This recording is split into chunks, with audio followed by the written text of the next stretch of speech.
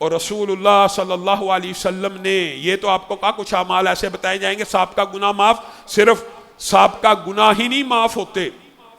بلکہ رسول اللہ صلی اللہ علیہ وسلم نے ایک بات کر کے اسی بات کو کل مزید آگے بڑھائیں گے، بہت اہم بات ہے، بہت اہم چیپٹر ہے۔ ایک تو وہ مشہور حدیث کہ ایک بندہ باوضو ہے، نماز کا وقت آیا ہے، وضو ٹوٹا نہیں ہے، تو نماز پڑھ سکتا ہے؟ جی ہاں پڑھ سکتا ہے، پڑھنی چاہیے، لیکن اگر وہ اس وقت دوبارہ وضو کر لے گا تو اس کا جو اجر و ثواب ہے، یہ بھی محدثین نے لکھا، اور ان اجر و ثواب کے بارے میں نے آپ کو پہلے بھی کہا کچھ اسناد ضعیف ہونے کے باوجود اس کی فضیلت کا انکار نہیں ہے۔ اور جو بندہ وضو کے اوپر وضو کرتا کہ حالت وضو میں تھا، طاہر تھا، طہارت کی سپرلیٹو ڈگری کے اوپر تھا، پھر وضو کرتا ہے، 10 نیکیاں ایکسٹرا مل جاتی ہیں۔ رسول اللہ صلی اللہ علیہ وسلم نے فرمایا تم میں سے جب بھی کوئی شخص بستر پہ آئے،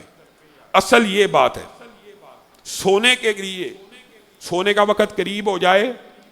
تو سونے کے لمحات ایسے ہوتے ہیں انسان تھکا ہو رہا ہوتا ہے، تھکا ماندہ ہوتا ہے، اور انسان کا دل کرتا ہے اب میں سو جاؤں۔ اس وقت رسول اللہ نے امت کو ایک ہدایت کی ہے کہ اس وقت اگر بندہ وضو کرے، اس وقت اگر بندہ وضو کر کے سو جائے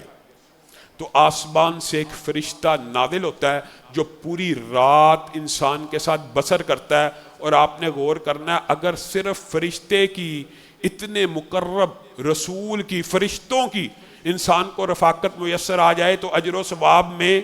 اور اس کی اہمیت میں وضاحت کی مزید کوئی ضرورت ہے؟ کوئی ضرورت نہیں۔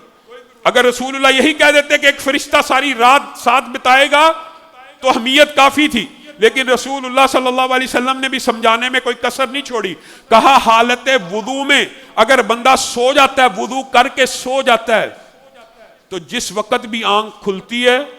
وہ فرشتہ جو رات بتا رہا ہے جو ہی دیکھتا ہے بندہ بیدار ہو گیا تو کہتا ہے اللہم اغفر لی عبدک، اے اللہ اپنے اس بندے کے گناہوں کو معاف فرما، فإنہ بات طاہرا، اس نے رات حالت وضو میں گزاری ہے۔ اور حدیث کے الفاظ یہ ہیں جس وقت بندہ کروٹ لیتا ہے